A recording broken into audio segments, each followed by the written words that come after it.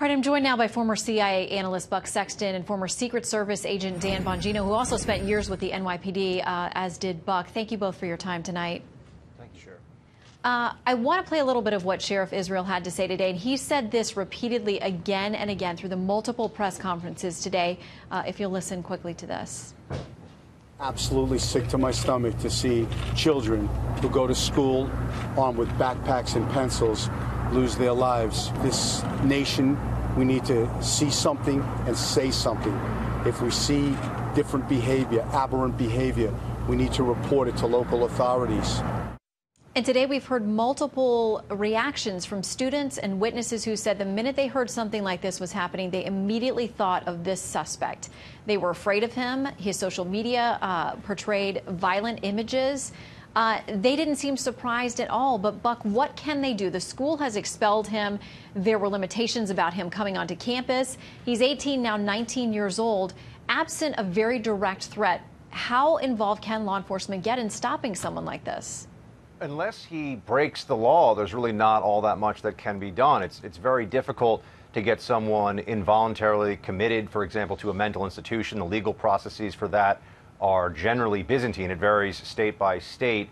And this fits what's really more of a commonality than a profile. When you're talking about these mass school shootings, the individuals are known to those around them as strange, as loners, as people who feel bullied, people who are angry, who will express that anger in ways that make others uncomfortable. So there are some common traits among these shooters, and that was the case down in Florida with this individual. But that's not enough to get a profile together that is necessarily allows you to stop an attack like this. Because as you're pointing out with the question, well, then what do you do? Because there are a lot of people who are loners, who have strange social media profiles, who even seem to have a penchant for violence, talking about violence at least, not committing violence.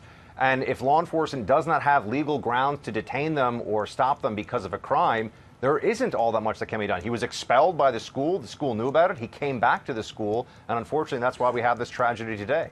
Yeah, and Dan, there are, as Buck points out, we hear cases all the time of people who post inappropriate things or they get in trouble.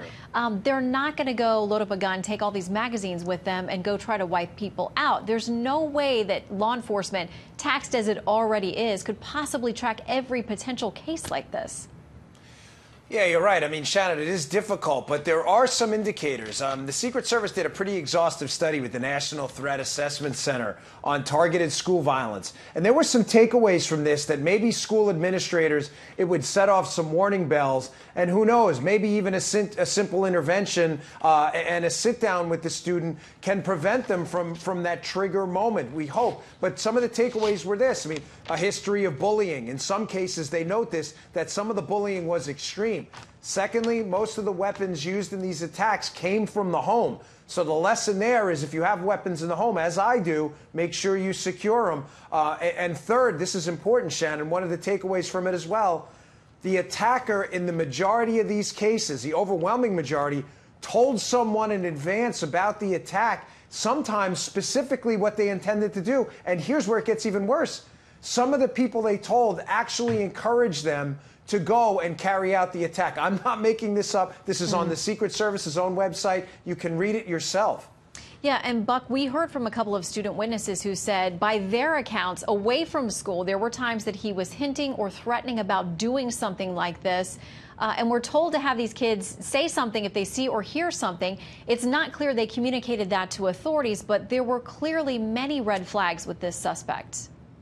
Well, Shannon, this reminds me a lot of the challenge of dealing with counter-radicalization in jihadist terrorist cases, when there'll be individuals who will hear things around somebody coming in contact with them day to day that gives them pause, that makes them deeply concerned. And sometimes, to Dan's point, there even will be an intervention. Sometimes law enforcement will show up and sit down and say, you know, you've been talking about some pretty outlandish and crazy things. You know, you better rethink that. And that can be effective. Sometimes it's not. In fact, sometimes the suspect or the subject may decide that they will escalate their plans in response to this. So it's always on a case-by-case basis. But this is where you get into the constant vigilance that is needed by everyone around an individual like this. The moment you recognize that somebody has a mental instability that could lead to violence, there's an obligation on family members, on administrators at the school, teachers, law enforcement that's brought into the picture to do everything they can to intervene in whatever ways possible.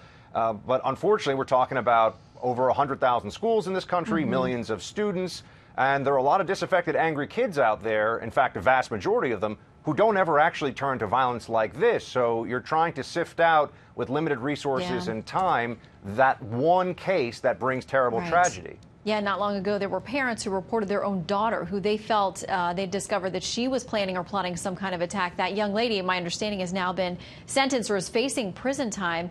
Her own parents had to take that step, and so often that's where it's got to come from the home. Buck and Dan, thank you both very much. Great to see you. Thank you, Shannon.